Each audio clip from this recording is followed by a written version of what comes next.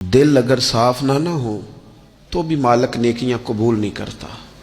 पाक होवे ते पाक ही मिलदा ही, ते बिना पाकों पाक नहीं मिलदा। ए सारे वजूद दे धोण दे नालों इक्को धोला है टुकड़ा दिल दा। ये जो पाकीज़गी है ना दिल की, ये ना हो तब भी नेक अमाल उसकी बारगाह में कबूल नहीं होते। नेक अमाल की कबूलियत के लिए दिल का साफ होना, कुशादा होना, खुला होना, यह भी जरूरी है।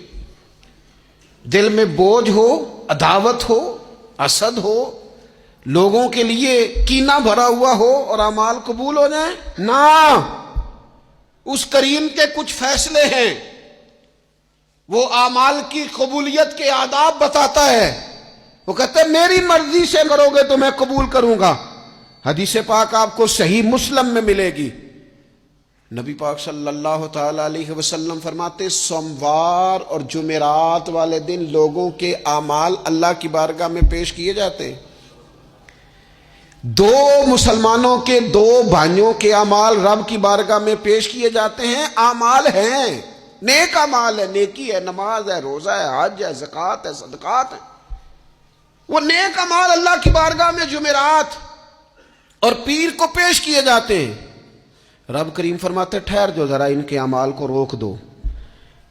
या अल्लाह क्यों? फरमाए इसलिए कि इनके आपस में ना दिलों में नफरत है, घुटन है, अदावत है। इनको जरा मोहलत दो, ये पहले सुलह कर लें, फिर इनके अमाल भी कबूल कर लेंगे।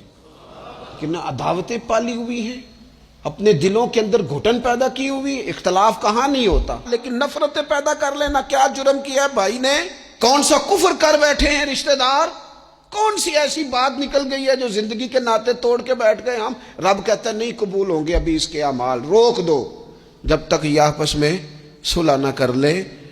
मस्जिद में भी पाबंदी से आओ, फजर की जमात भी नहीं छूटनी चाहिए, जुमे वाले दिन भी वक्त पे आओ। लेकिन अगर कबूलियत करानी है तो 20 मिनट निकाल के ना उस रिश्तेदार के घर भी चले जाओ जिससे नाराजगी चल रही है। थोड़ा सा ना उधर भी एक चक्कर लगाओ, इसलिए कि वो कहते हैं कबूल ही तब करना है।